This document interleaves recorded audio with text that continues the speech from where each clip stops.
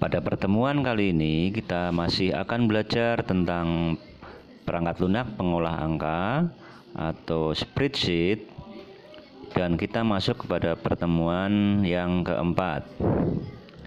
Pada kompetensi dasar 3.2 atau aspek pengetahuan, kita akan mengenal data berupa angka dan hasil perhitungan rumus dan cara menyimpan serta mengaksesnya.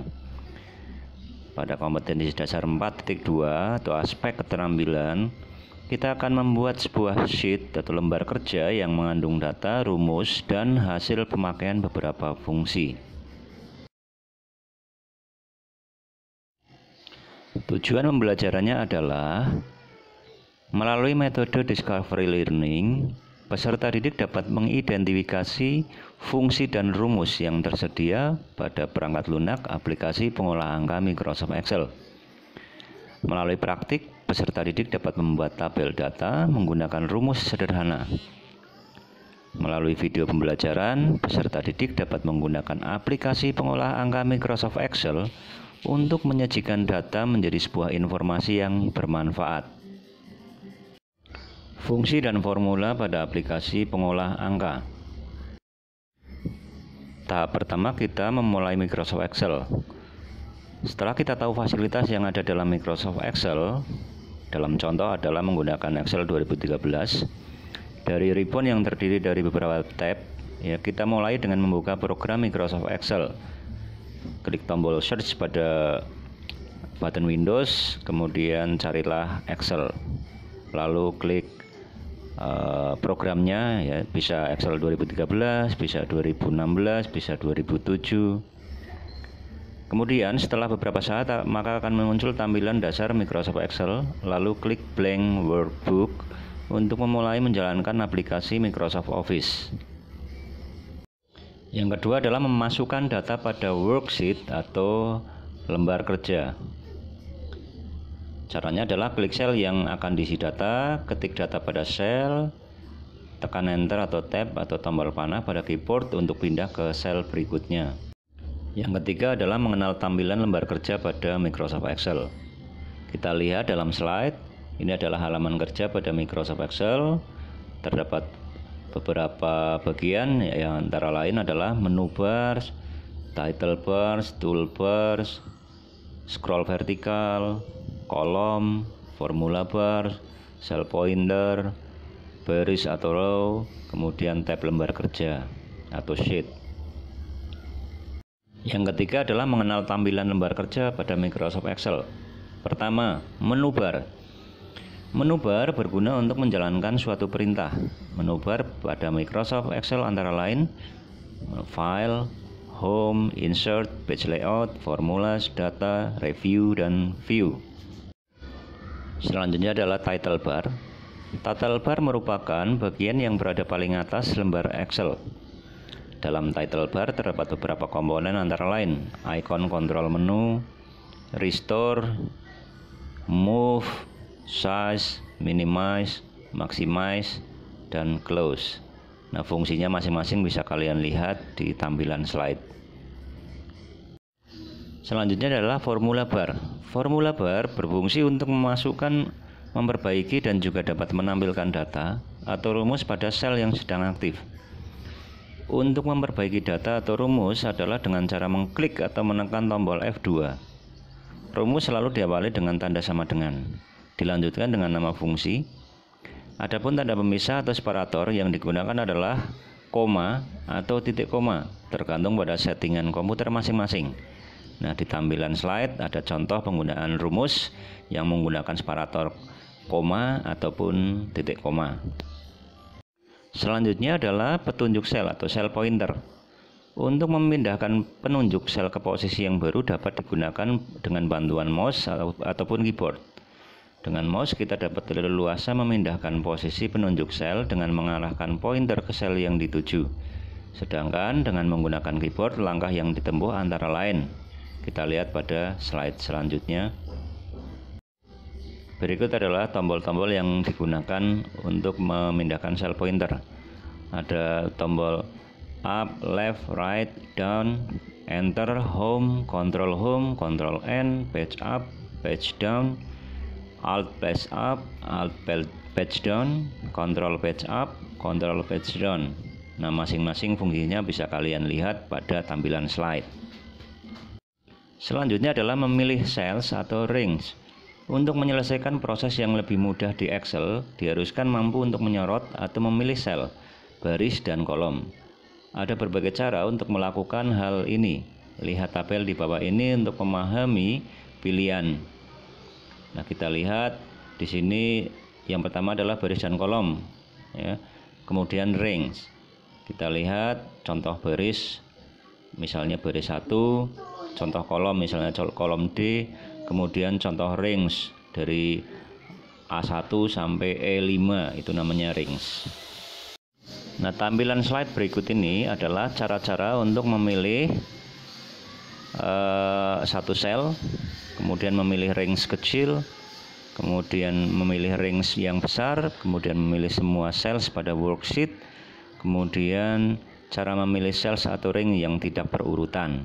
Nah, semua cara-caranya dijelaskan di tampilan slide berikut ini. Dilanjutkan lagi cara memilih semua baris atau semua kolom, kemudian cara memilih sebagian baris atau kolom yang berurutan, kemudian cara memilih baris atau kolom yang tidak berurutan, kemudian cara memilih atau menuju sel terakhir yang digunakan pada worksheet atau sudut kanan bawah, kemudian cara memilih sel awal pada worksheet.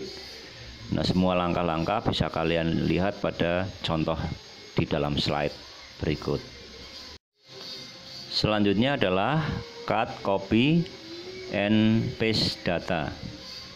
Gunakan perintah cut, copy, and paste data pada Microsoft Office Excel untuk memindahkan atau mengcopy semua isi cells. Dengan catatan, Excel menampilkan animasi border yang bergerak pada sel yang di-cut atau di-copy. Untuk meng-cancel animasi tersebut, tekan tombol Escape. Selanjutnya adalah move atau copy cells. Caranya adalah pilih cells yang akan dipindahkan atau disalin. Pada tab Home atau Home tab, pada clipboard group, lakukan salah satu langkah di bawah ini. Untuk memindahkan cells, klik Cut atau Ctrl X pada keyboard. Untuk menyalin cells, klik Copy atau Ctrl C pada keyboard. Klik pada sel yang akan ditunjuk untuk memindahkan atau menyalin pada Home tab.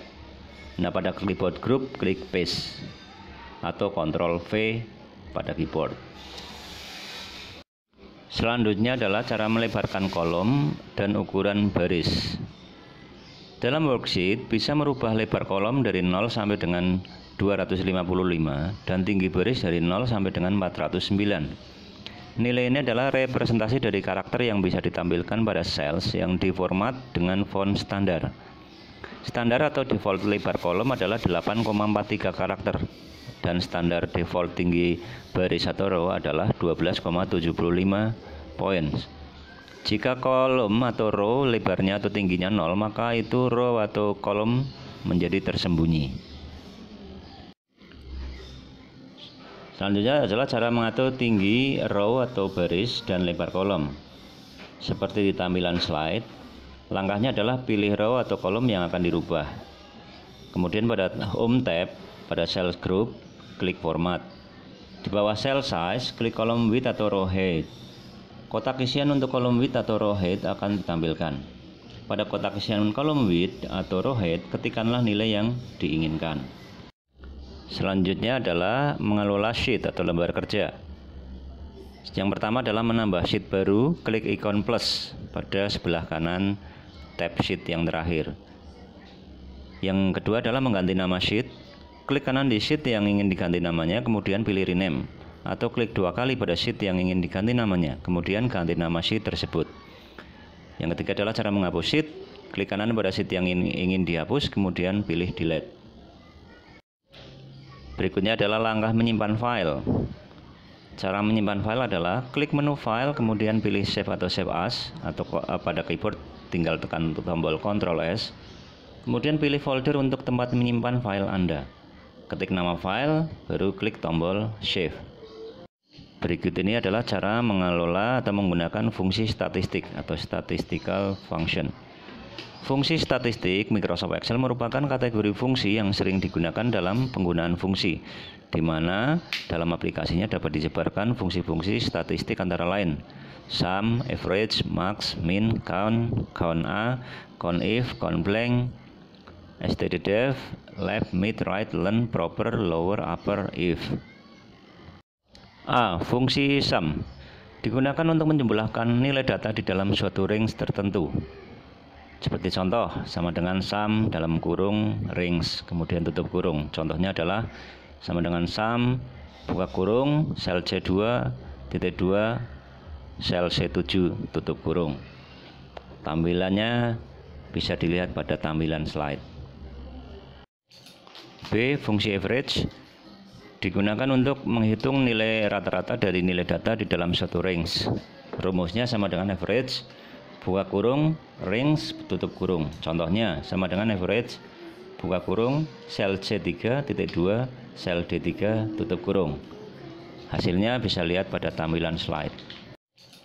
B. Fungsi average digunakan untuk menghitung nilai rata-rata dari nilai data di dalam suatu range. Rumusnya sama dengan average buka kurung range tutup kurung. Contohnya sama dengan average buka kurung sel C3 titik 2 sel D3 tutup kurung. Hasilnya bisa lihat pada tampilan slide.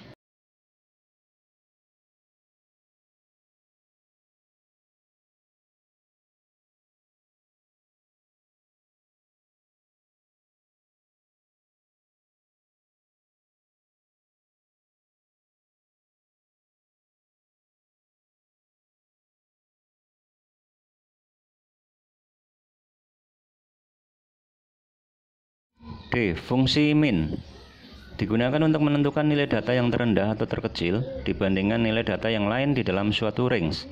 Rumus sama dengan min buka kurung range tutup kurung. Contohnya sama dengan min buka kurung C3 titik 2 C7 tutup kurung. Contohnya ada pada tampilan slide berikut ini. E. Fungsi count digunakan untuk menghitung jumlah banyaknya data atau numerik atau angka yang ada di dalam suatu range. Rumusnya sama dengan count buka kurung range tutup kurung. Contoh sama dengan count buka kurung C3 titik 2 C7 tutup kurung. Lihat pada tampilan slide berikut. F. Fungsi count A digunakan untuk menghitung jumlah sel-sel yang berisi data angka atau numerik dan huruf atau karakter. Rumus sama dengan count E buka kurung range tutup kurung. Contoh sama dengan count E buka kurung C3 titik 2 C7 tutup kurung. Contohnya lihat pada tampilan slide berikut ini.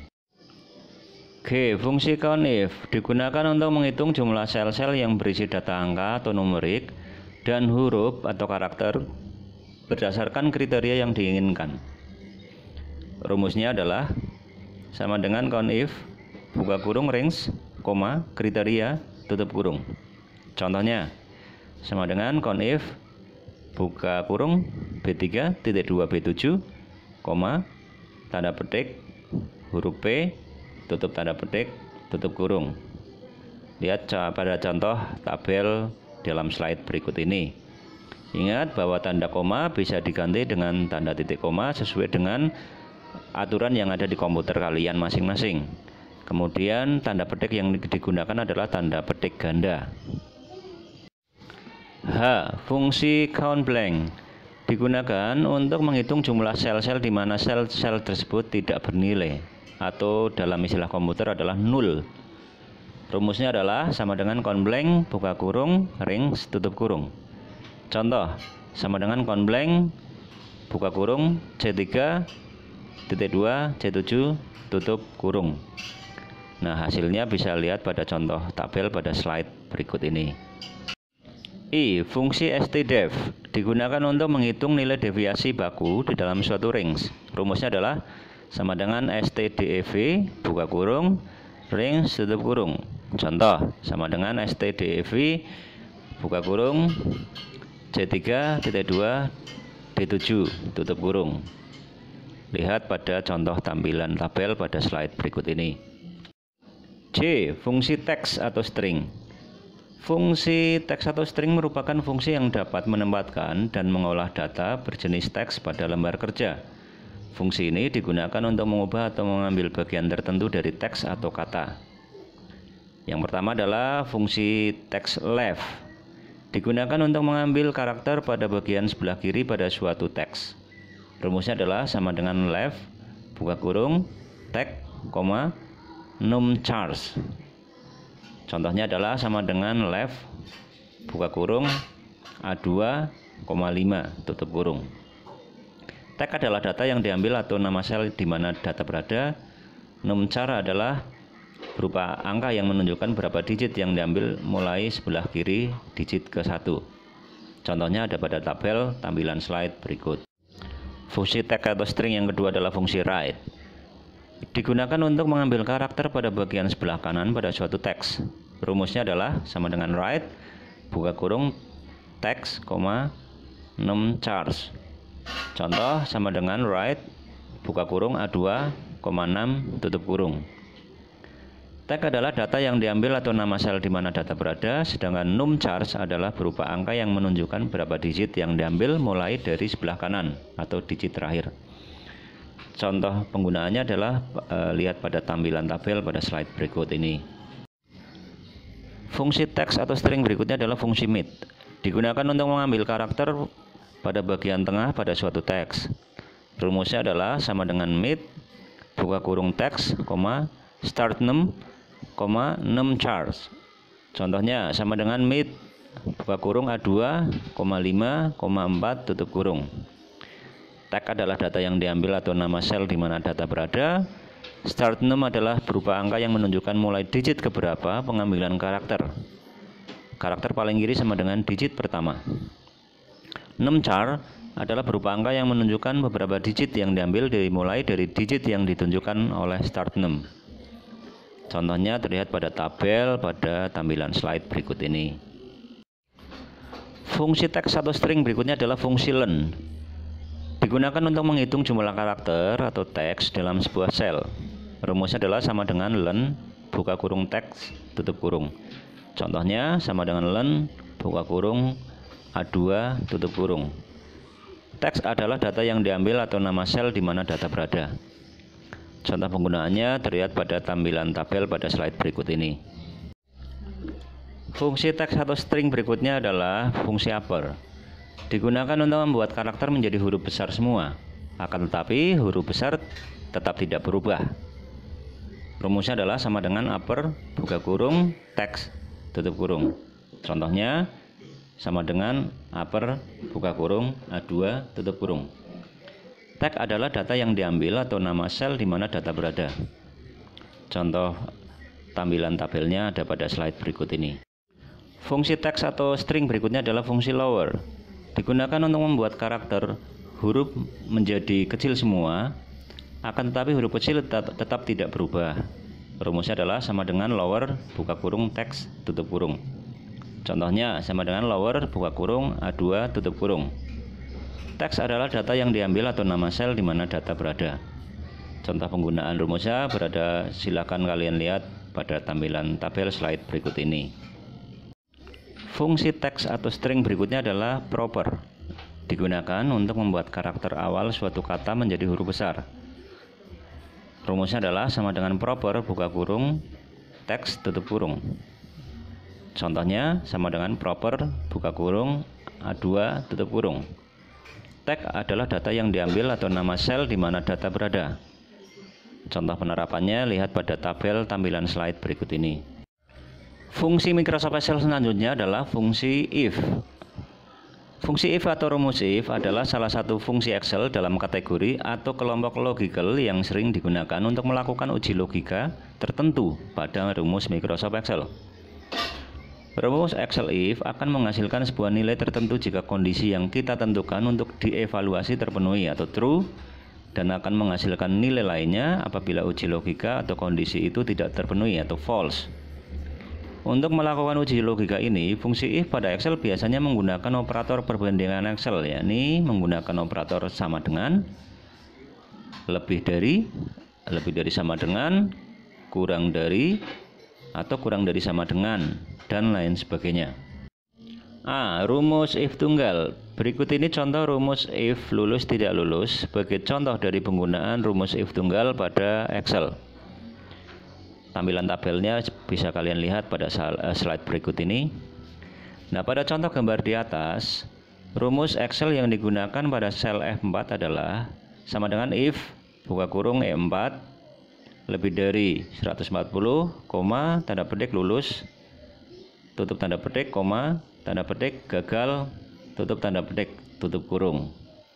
Nah, maka rumus Excel if di atas menghasilkan sebuah nilai teks gagal karena uji logika pada sel E4 itu berisi data 140. Demikian juga pada sel E6 yang berisi angka 135. B. Rumus if berganda atau bertingkat.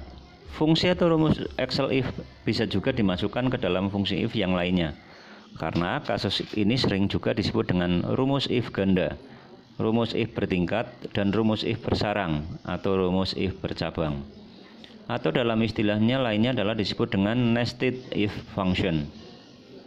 Penerapan rumus if bercabang ini maksimalnya hanya bisa digunakan sampai 64 cabang saja.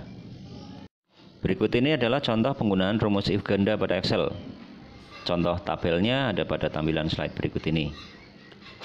Nah, pada contoh gambar di atas, rumus if ganda yang digunakan pada sel F3 adalah sama dengan if buka kurung C3 lebih dari 60, if buka kurung D3 lebih dari 60, tanda petik lulus, tanda petik, tanda petik gagal, tanda petik tutup kurung, tanda petik gagal, tanda petik tutup kurung.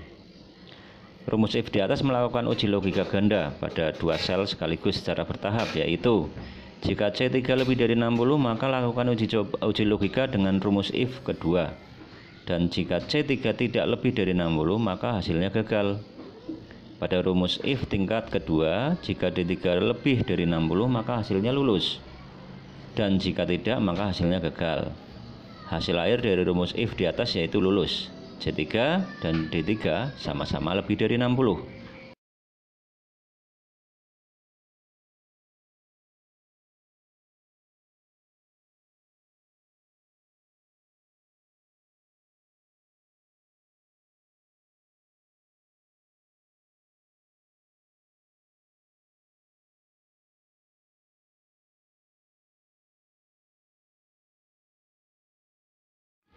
Demikian kegiatan belajar kali ini.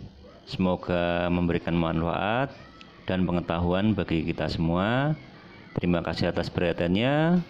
Sampai jumpa di lain kesempatan. Tuhan memberkati.